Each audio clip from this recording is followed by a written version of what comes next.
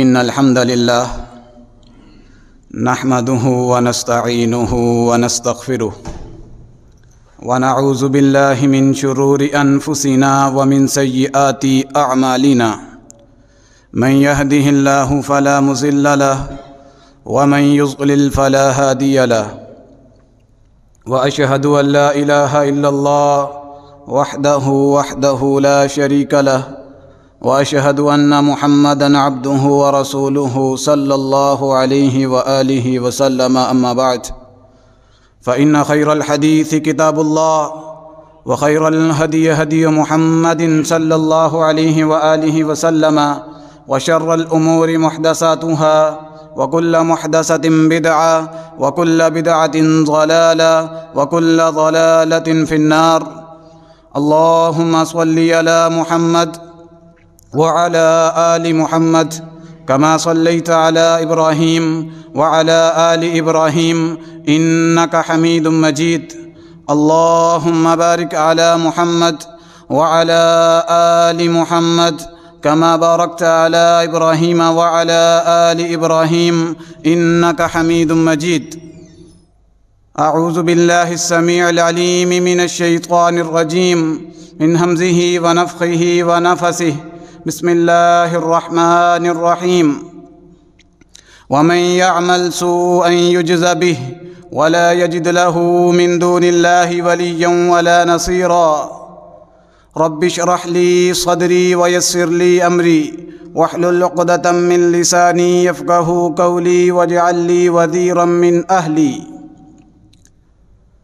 ہر قسم کی حمد و ثنا، کبریائی بیڑائی اللہ رب العالمین کے لیے خاص ہیں، جو کائنات کا اکیلا مالک، مشکل کشا، حاجت روا، غوث اعظم، دستگیر، علی کل شیء قدیر ہے۔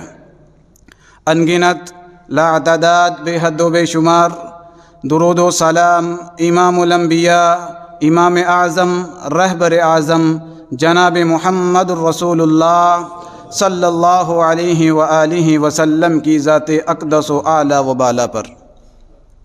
حضرات ذی وقار، اللہ رب العالمین کا جتنا شکر ادا کیا جائے کم ہے کہ اللہ رب العالمین نے ہمیں ایک مسلمان بنایا اور امت محمدیہ صلی اللہ علیہ وآلہ وسلم کا ایک فرد بنایا۔ کیا امت محمدیہ صلی اللہ علیہ وسلم کا ایک فرد ہونا بخشش کے لیے کافی ہے؟ کیا ایک مسلمان ہونا جنت کے اندر جانے کے لیے کافی ہے؟ آج یہ ٹرینڈ بن چکا ہے، لوگوں کا یہ ذہن بن چکا ہے، یہ مینٹیلٹی ہو چکی ہے کہ بس کلمہ پڑھ لو تو جنت میں چلے جاؤ گے۔ یقین جانیں، یہ عقیدہ، یہ منہج، یہ سوچ ایک مسلمان کی نہیں ہونی چاہیے کہ کلمہ پڑھ لی اور جنت میں چلے گئے۔ اتنا آسان ہے جنت میں جانا؟ یہ عقیدہ کس کا تھا؟ یہ عقیدہ جہمیوں کا عقیدہ ہے کہ کلمہ پڑھ لو، بس عمل کی ضرورت نہیں اور آپ جنتی ہیں۔ یہ کون تھا؟ جہم بن صفوان۔ یہ وہ شخص تھا جس نے اس عقیدے کی بنیاد رکھی، لوگوں کے اندر گمراہی پھیلائی کہ تم لوگ بس کلمہ پڑھتے جاؤ، تمہیں جنت کے سرٹیفکیٹ ملتے جائیں گے، عمل کرو نہ کرو، برائی سے رکو نہ رکو، تم جنتی ہو۔ اس شخص کو 128 ہجری کے اندر بنو امیہ کی حکومت کے اندر اس کو قتل کر دیا گیا تھا۔ آج یہی فکر، یہی سوچ ہمارے اکثر مسلمانوں کی ہے کہ نہیں؟ کہ جی کلمہ پڑھ لیں جی کافی ہے، حرام بھی کھائیں کافی ہے، کاروبار میں سود بھی لیں تو کچھ نہیں ہوتا، بے حیائی کریں کچھ نہیں ہوتا، شرک کے اندر مبتلا رہیں کچھ نہیں ہوتا، کسی کا حق کھا جائیں کچھ نہیں ہوتا، جی کلمہ پڑھا ہے ہم نے جنتی ہیں۔ انا للہ و انا الیہ راجعون۔ یہ سوچ ایک مسلمان کی نہیں ہونی چاہیے۔ اور بعض لوگوں کی یہ بھی سوچ ہے کہ پھر کیا ہوا، کچھ دیر کے لیے جہنم میں جائیں گے پھر آ جائیں گے۔ کبھی جہنم کا سنا ہے؟ جہنم کس کو کہتے ہیں؟ جہنم ہے کیا؟ کبھی آپ نے کسی مل کا بوائلر دیکھا ہے؟ ایک بوائلر اتنی ہیٹ دے رہا ہوتا ہے کہ اگر لوہا بھی اس میں ڈالا جائے وہ بھی پگھل جائے۔ حدیث کے اندر آتا ہے کہ دنیا کی آگ سے 70 گنا زیادہ گرم جہنم کی آگ ہے۔ ہم سمجھتے ہیں کہ جو ہمارے چولہے کی آگ ہے، یہ باورچی خانے کی آگ، اس آگ کی مراد لیا جا رہا ہے دنیا کی آگ۔ جو دنیا میں سب سے اپ اور سب سے ہائی قسم کی آگ ہوگی وہ پہلا لیول ہے جہنم کی آگ کا، اور جہنم کی آگ اس سے 70 گنا زیادہ گرم ہوگی۔ ہم کیا سمجھتے ہیں؟ کلمہ پڑھ لیے جنت میں چلے جائیں گے، جنت میں نہیں، چلو جی کچھ دیر جہنم میں رہ لیں گے پھر آخر جنت میں جانا ہی ہے۔ نہیں، جہنم میں تو ایک پل بھی ہم کھڑے نہیں ہو سکتے، برداشت نہیں کر سکتے۔ جہنم تو وہ ہے کہ زمین و آسمان سے زیادہ بڑا وہ گڑھا ہے، اور اتنا اندھیرا اس کے اندر ہے کہ کوئی چیز کسی کو دیکھ نہیں سکتی۔ آگ آگ کو کھا رہی ہے۔ اگر جہنم کے اندر بھوک لگے تو کھانے کے لیے کوئی پھل فروٹ ڈرائی فروٹس نہیں دیے جائیں گے۔ جہنم کے اندر ایک جھاڑی دار درخت دیا جائے گا، جب کھاؤ گے گلے پھٹ جائیں گے، منہ سے خون جاری ہو جائے گا۔ پیاس لگے گی، کوئی وہاں کولڈ ڈرنک نہیں دی جائے گی، وہاں کوئی لمکا نہیں دیا جائے گا، وہاں کوئی مانگریٹا نہیں دیا جائے گا، کوئی روح افزا نہیں ملے گا۔ ادھر کیا ملے گا؟ جہنم کے اندر جو جہنمی لوگ ہوں گے ان کے زخموں کی پیپ پلائی جائے گی۔ یہ جہنم میں کہتے ہیں کچھ دیر رہ لیں گے، جہنم میں تو ایک لمحہ رہا نہیں جا سکتا۔ گرمی لگے گی، نہانے کا دل کرے گا، پانی کے پاس آؤ گے، پانی اپنے اوپر بہاؤ گے، اتنا گرم کھولتا ہوا پانی ہوگا، آنتیں جل جائیں گی، کھال ادھڑ جائے گی۔ یہ جہنم ہے۔ وہاں سب سے ہلکا عذاب یہ دیا جائے گا کہ جہنم کی جوتیاں پہنائی جائیں گی۔ جہنم کی جوتی پہننے کی وجہ سے دماغ بوائلر کی طرح پھولے گا اور شراٹے مارے گا، اور کانوں سے دھواں ایسا نکلے گا کہ کبھی ایسا دھواں نکلا ہی نہیں ہوگا، دماغ ابل جائے گا۔ یہ سب سے ہلکا عذاب ہے جہنم میں۔ ہم کیا سمجھتے ہیں کہ کلمہ پڑھ لیا جنت میں چلے جائیں گے، ہمیں بخشش کا سرٹیفکیٹ مل گیا؟ نہیں، ایسا نہیں ہوتا۔ اگر ایسا ہوتا تو عمر فاروق رضی اللہ تعالی عنہ کیا فرما رہے ہیں اس بارے میں؟ کہتے ہیں اگر دریائے فرات کے کنارے ایک بکری، آپ نے یہ سنا ہوگا کہ دریائے فرات کے کنارے ایک کتا پیاسا مر جائے، ہمیں اس کی سند نہیں ملی، نہ ہمیں یہ بات کسی صحیح کتاب میں ملی ہے۔ جو ہمیں ملا ہے ابن جوزی رحمہ اللہ نے المناقب کے اندر صفحہ نمبر 161 کے اوپر لکھا ہے کہ حضرت عمر رضی اللہ تعالیٰ عنہ کا یہ قول ہے کہ اگر دریائے فرات کے کنارے ایک بکری بھی مر جائے تو عمر کو ڈر لگتا ہے کہ اللہ اس سے پوچھے گا۔ ہم کیا کہتے ہیں؟ ہم لوگوں کا حق کھا جائیں، ہمیں اللہ نہیں پوچھے گا؟ ہم دین کی حدود کو پامال کر دیں، لمٹ کراس کر دیں، کہ اللہ ہمیں نہیں پوچھے گا؟ پوچھے گا۔ وَمَن يَعْمَلْ سُوءًا يُجْزَ بِهِ، سورۃ النساء ہے۔ اللہ رب العالمین نے فرمایا کہ جو کوئی برے اعمال کرے گا اس کو ہم اس کی ضرور جزا دیں گے، اس کا بدلہ اور سزا ضرور دیں گے، اور کوئی اس کا مددگار نہیں ہوگا۔ شفاعت بھی ملے گی الا باذنی، میرے محمد مصطفیٰ علیہ الصلاۃ والسلام بھی اسی شخص کی شفاعت کریں گے جس کا اللہ حکم دے گا، اپنی مرضی سے نبی رحمت بھی شفاعت نہیں کریں گے۔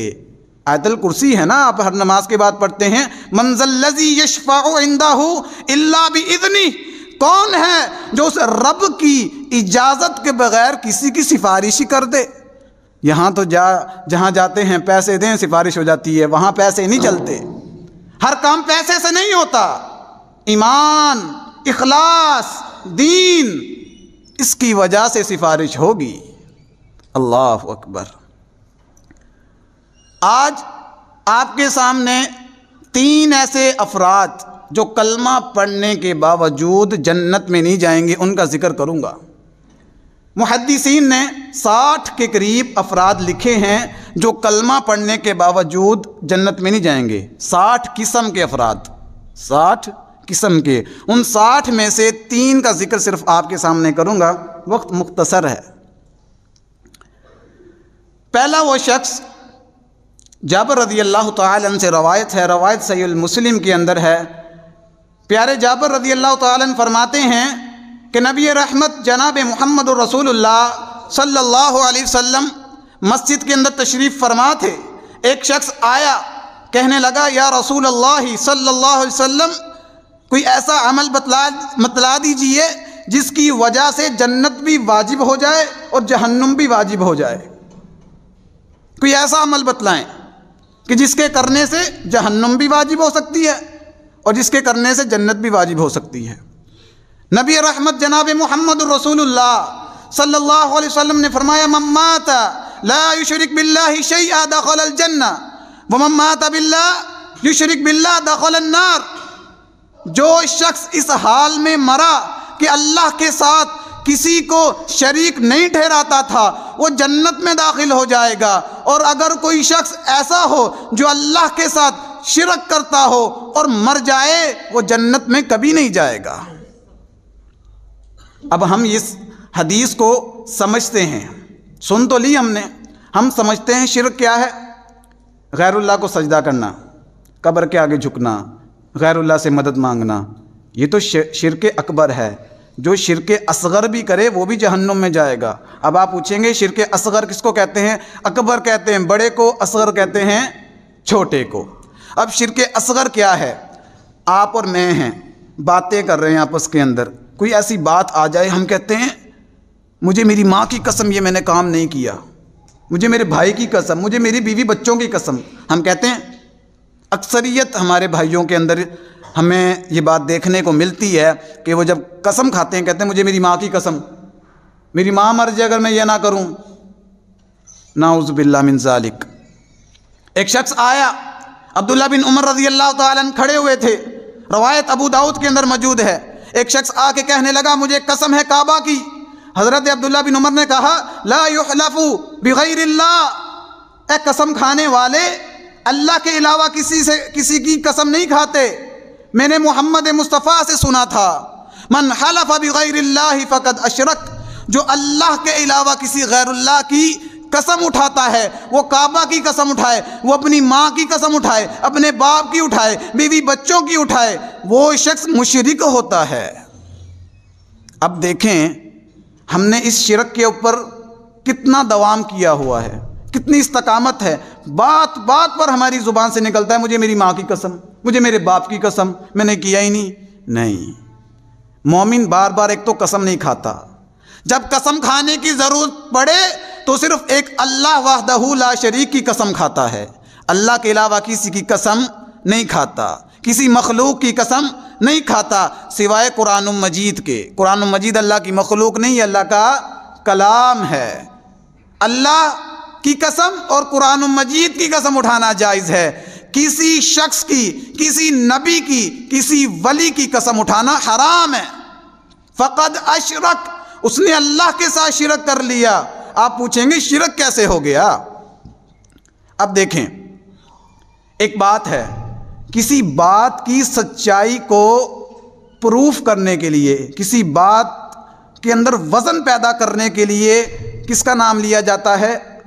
اللہ کا، کیونکہ سب سے عظمت والا نام دنیا میں کس کا ہے؟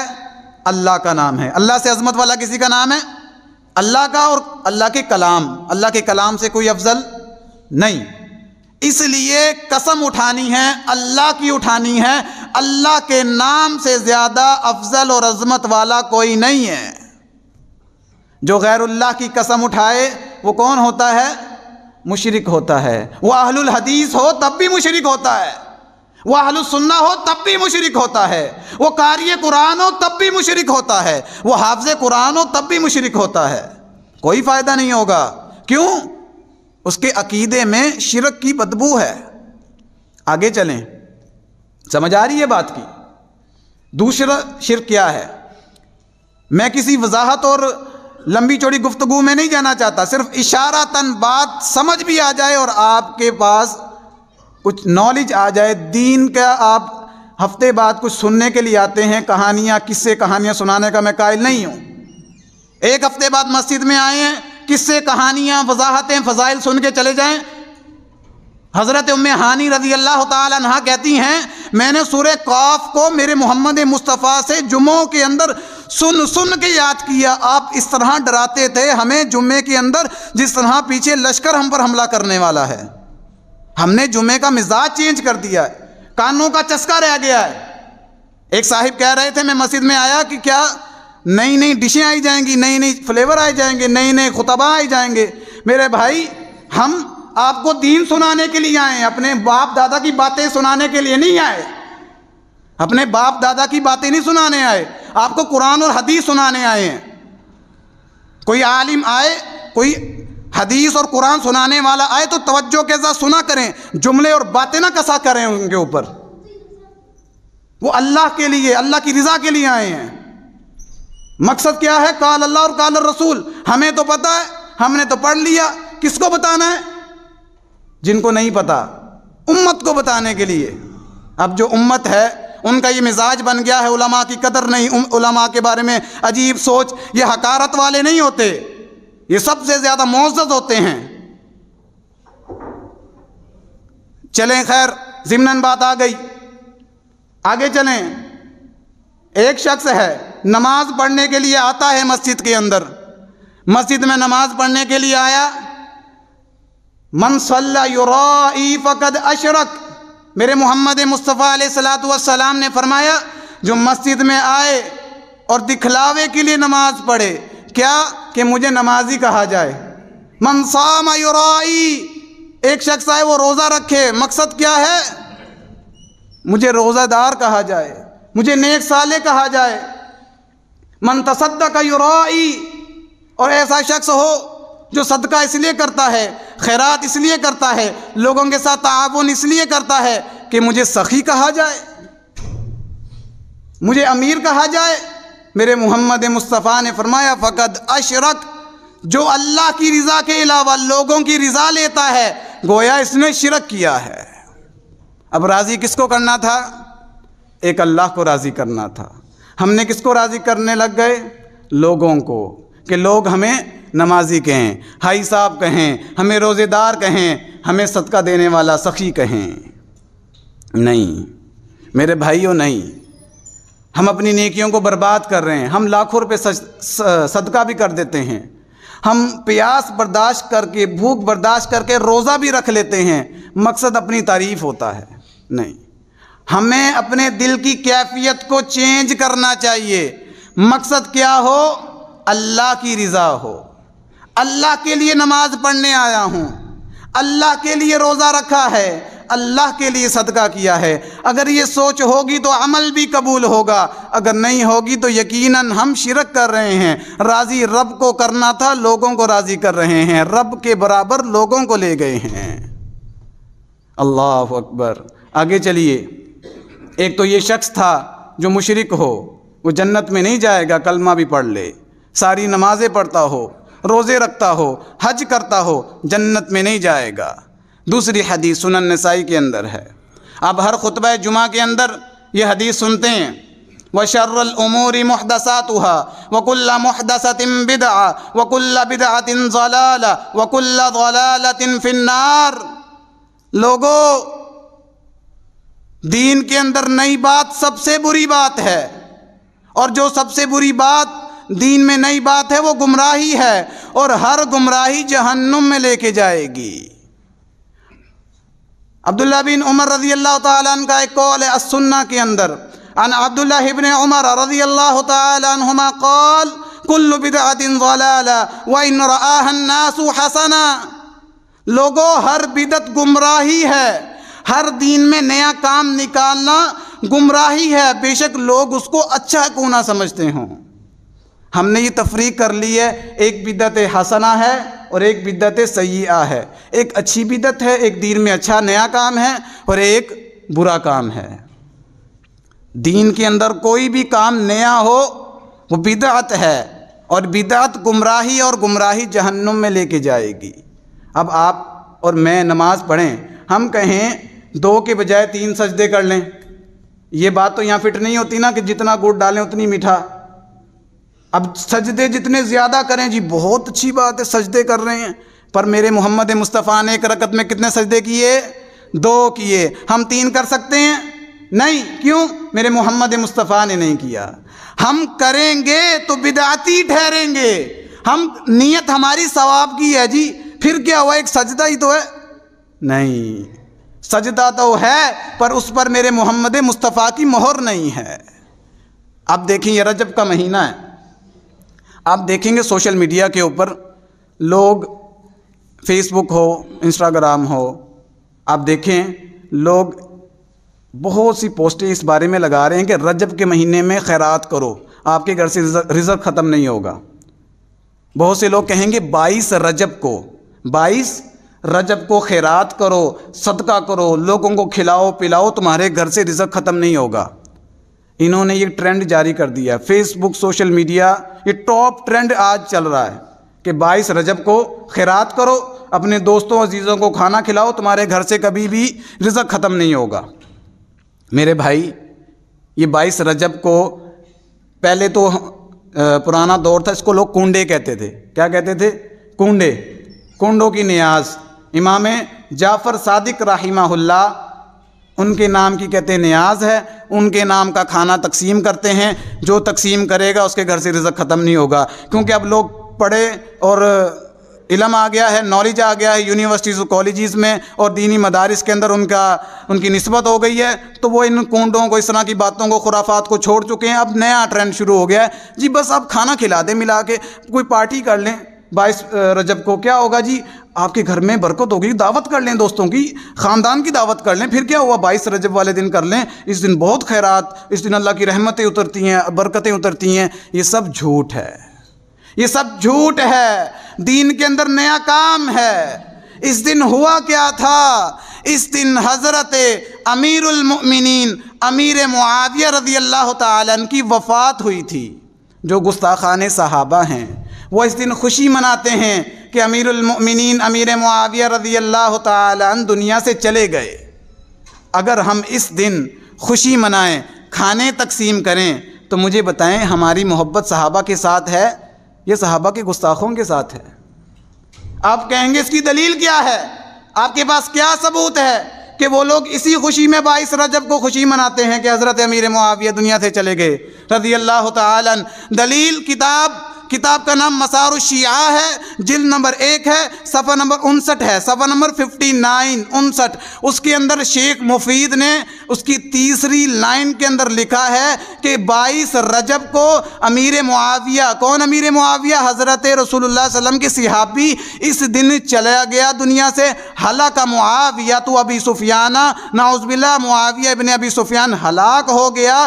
تو اس دن مسرۃ للمؤمنین وحزن لأہل الکفر والطغیان، اس دن اہل کفر کے لیے پریشانی کا دن ہے اور اہل طغیان کے لیے پریشانی کا دن ہے اور مومنوں کے لیے مسرت کا دن ہے۔ انہیں چاہیے کہ امیر معاویہ کے دنیا سے جانے کی خوشی منائے۔ استغفر اللہ، یہ صحابی رسول ہیں امیر معاویہ، میرے نبی رحمت علیہ الصلوۃ والسلام کے سالے ہیں، ان کی بہن ام حبیبہ میرے نبی علیہ الصلوۃ والسلام کی بیگم صاحبہ ہیں اور امت کی ماں ہیں، یہ امت کے ماموں لگتے ہیں، خال المؤمنین حضرت امیر معاویہ رضی اللہ تعالیٰ عنہ۔ ہم ان کی دنیا سے جانے کی خوشی کے اندر کھانے تقسیم کریں، خوشی منائیں، تو میرے بھائیو یہ مسلمان والے تو کام نہیں ہے نا۔ دوسری کتاب کا نام زاد المعاد ہے، لکھنے والا ملا باقر مجلسی ہے، جلد نمبر 1 ہے، صفحہ نمبر 34 ہے۔ اس نے لکھا کہ اس دن 22 رجب کو امیر معاویہ رضی اللہ تعالیٰ عنہ دنیا سے چلا گیا، تو آپ کو چاہیے اور مجھے چاہیے کہ اس دن شکرانے کا روزہ رکھیں۔ یستحب، ہمیں مستحب ہے، علی ہذہ النعمہ، اس نعمت پر کہ امیر معاویہ دنیا سے چلا گیا، نعوذ باللہ من ذالک۔ صحابہ کرام کی وفات پر کھانے تقسیم کرنا، خوشی منانا، یہ مسلمانوں کا شعار نہیں ہے۔ تو 22 رجب کو کوئی آپ کو پارٹی دے، یہ 14 فروری کو 22 رجب بنتی ہے، کوئی پارٹی دے، کوئی خوشی کا اظہار کرے، جی ہم نے ویسے ہی کھانا بھیجا ہے، جی ہم نے ویسے ہی دیگ لگائی ہے، جی میرے بھائیوں نہیں، پیچھے مقصد بہت خطرناک ہے، ایمان اور عقیدے کو خراب کرنے والا مقصد ہے، اس لیے اس بات سے بچ جانا چاہیے۔ آگے چلیں، آخری بات، نبی رحمت علیہ الصلوۃ والسلام نے فرمایا قد حرم اللہ علیہم الجنہ، ایک ایسا شخص ہے جس پر اللہ رب العالمین نے جنت کو حرام کر دیا۔ انا للہ و انا الیہ راجعون۔ یقین جانے جب یہ حدیث سنتے ہیں تو دل کانپ جاتا ہے، کیا ہمارا بھی شمار ان میں تو نہیں؟ فرمایا الدیوس، ایسا شخص جو دیوس ہوگا، اپنے گھر والوں میں بیوی، بہن، بیٹی، ماں کے اندر بے حیائی کو، عریانی کو برقرار رکھتا ہے۔ لفظ پر غور کریں، برقرار رکھتا ہے۔ ایسا شخص جو گھر میں بے حیائی کو برقرار رکھتا ہے وہ جنت میں نہیں جائے گا، اس پر جنت حرام ہے۔ اب دیکھیں یہ برقرار رکھنے سے کیا مراد ہے؟ ہماری بہن ہو، ہماری بیٹی ہو، میری ماں ہو، وہ بے پردہ ہو کے گھر سے باہر جائے، خوشبو لگا کے باہر جائے، کزنوں کے سامنے بھی آئے، ہم کہیں پھر کیا ہوا، کوئی مسئلہ نہیں، معاشرہ ہے، سب جائز ہے۔ سب جائز نہیں ہے، جائز وہی ہے جسے میرے محمد مصطفیٰ کہہ دیں۔ یہ ہماری اپنی ذاتی سوچ تو ہو سکتی ہے کہ کچھ نہیں ہوگا بے پردگی سے۔ اب دیکھیں بڑے بڑے ہمارے بھائی نمازی ہیں، بڑے بڑے پڑھے لکھے ہیں، دین کا نالج ہے، ہم اپنے گروبانوں میں کیوں نہیں جھانکتے کہ ہماری بہن بیٹی کیوں نہیں پردہ کرتی؟ برقرار رکھنے سے کیا مراد ہے؟ ابھی 14 فروری آئے گا، بے شمار لوگ یوم محبت کے نام سے دن منائیں گے۔ اب نیا نام آ گیا، پہلے کہتے تھے ویلنٹائنس ڈے، ٹھیک ہے، اور لورز فیسٹیول، ان ناموں سے پہلے مشہور تھا۔ اب کیا آ گیا؟ اس کو اچھا نام دے رہے ہیں اردو کے اندر، یوم محبت۔ کس سے محبت؟ ماں کے نام، بھائی کے نام محبت، بیوی بچوں کے نام محبت، کس سے؟ یوم محبت کا کیا معنی؟ غیر محرم سے محبت کا اظہار۔ اب مجھے بتائیں یہ مسلمانوں کے کام ہے؟ ہم برداشت کرتے ہیں کوئی ہماری بہن بیٹی کو کوئی پھول دے، میری بہن کو کوئی پھول دے؟ نہیں، ہم تو نہیں برداشت کرتے۔ تو ہم یہ کیسے برداشت کرتے ہیں کسی کی بہن بیٹی کو ہم ویلنٹائن ڈے کی مبارکباد دیں، پھول بھیجیں، کارڈ بھیجیں، اس دن اس کے ساتھ پھریں، گھومیں، اس سے محبت کا اظہار کریں؟ یہ مسلمانوں والے کام ہیں؟ نہیں۔ ایسا شخص دیوس ہے جو اپنے گھر والوں میں بے حیائی کو برداشت کرتا ہے، برقرار رکھتا ہے۔ ہم نے کبھی اپنی بہن بیٹی سے پوچھا بیٹا کس سے بات کر رہی ہو، کیا کر رہی ہو، یہ موبائل پہ کس سے لگی ہوئی ہو؟ نہیں، ہم نے کہا کچھ نہیں ہوتا، بچے اسکول کالج یونیورسٹی کا کام کر رہے ہیں، اسائنمنٹ بنا رہے ہیں، یا اسائنمنٹ کے چکروں کے اندر اسی طرح گھروں سے عزتیں پامال ہو جایا کرتی ہیں، غیرت کا جنازہ نکل جاتا ہے۔ ہم نظر نہیں رکھتے، آنکھوں پر پٹی باندھتے ہیں، ہم دیوس بن رہے ہیں۔ اللہ سے دعا ہے اللہ ہمیں دیوس بننے سے بچا لے، اللہ ہمارے دلوں میں غیرت پیدا فرمائے۔ میرے بھائیوں مجھے بتائیں یہ جو مہینہ فروری کا ہے یہ کس کا ہے؟ یہ انگریزوں کا ہے۔ مسلمان ایسا نہیں ہوتا، مسلمان تو نکاح کرنے والا ہوتا ہے۔ قرآن کہتا ہے نا ما طاب لکم من النساء، جو تمہیں کوئی عورت اگر پسند ہو تو اس سے نکاح کرو، یہ نہیں کہ اس سے باتیں کرو، راتوں کو باتیں، دنوں میں باتیں، اس کو گھماؤ پھراؤ، پھول دو، گفٹ دو، 14 فروری مناؤ، ویلنٹائنس ڈے بناؤ، نہیں۔ ہمارا دین کہتا ہے فوراً نکاح کرو، والدین، اس کے والدین کے پاس جاؤ، نکاح کا پیغام بھیجو، اور والدین کو بھی چاہیے زبردستی اس طرح نہیں کرنا چاہیے۔ میں نے اپنے بیٹے کی ادھر ہی کرنی ہے، میں نے بچپن میں زبان دے دی بہن کے گھر کرنی ہے، بھائی کے گھر کرنی ہے۔ میرے بھائیوں اس طرح گھر ٹوٹ جایا کرتے ہیں۔ دین نے اجازت دی ہے، مرد کو بھی عورت کو بھی، عورت کو بھی اجازت ہے۔ صحیح مسلم کی روایت ہے، میرے محمد مصطفیٰ کے پاس ایک عورت آئی، کہنے لگی میرے باپ نے میری مرضی کے خلاف کہیں نکاح کر دیا۔ آپ نے فرمایا تو ابھی راضی ہے؟ کہتی ہے میں راضی نہیں ہوں۔ فرمایا اس کا حق مہر واپس کر، تیرا نکاح آج ہی ختم کرتا ہوں میں۔ میرے محمد مصطفیٰ نے تو عورت کی اس بات کو اتنی ویلیو دی کہ عورت کو پسند نہیں تھا اس کا خامد، اس کی پسند کے بغیر اس کی شادی کر دی تھی۔ تو میرے بھائی لیکن بچوں کو بھی چاہیے، والدین ہوتے ہیں وہ کبھی اپنے بچوں کا برا نہیں سوچتے، ان کی زندگی کا تجربہ ہوتا ہے، وہ ہمیشہ اپنے بچوں کی خیر خواہی سوچ رہے ہوتے ہیں۔ ہم سوچتے ہیں فلاں لڑکی ہمیں پسند آ گئی، فلاں لڑکا پسند آ گیا جی وہ بہت اچھا ہے، پر ہم دیکھتے ہیں لڑکا لڑکی، والدین خاندان دیکھتے ہیں، والدین نسلیں دیکھتے ہیں کہ ہمارے خاندان کے برابر کے ہیں، خاندانی بندے ہیں، آگے چلنے والے ہیں۔ ہمیں بھی اور ہمارے والدین کو دونوں کی کمی ہے، ہمیں اپنی تربیت کی، اپنی اصلاح کی ضرورت ہے۔ نہ ہم اڑیں اپنے والدین کے سامنے، نہ والدین کو اڑنا چاہیے کہ ایسے کریں ایسے کریں۔ پیار محبت سے کام چلائیں، کام آگر لے کر چلیں، اپنے دین کو آسان بنائیں۔ دین آسان ہے، وہی آسان ہے جسے میرے محمد مصطفیٰ آسان کر دیں، وہ نہیں جو ہم نے اپنی خواہشات سے آسان کیا ہوا ہے۔ اللہ رب العالمین سے دعا ہے جو سنایا پہلے مجھے پھر آپ سب کو عمل کی توفیق عطا فرمائے۔ سبحانک اللہم و بحمدک، اشہد ان لا الہ الا انت۔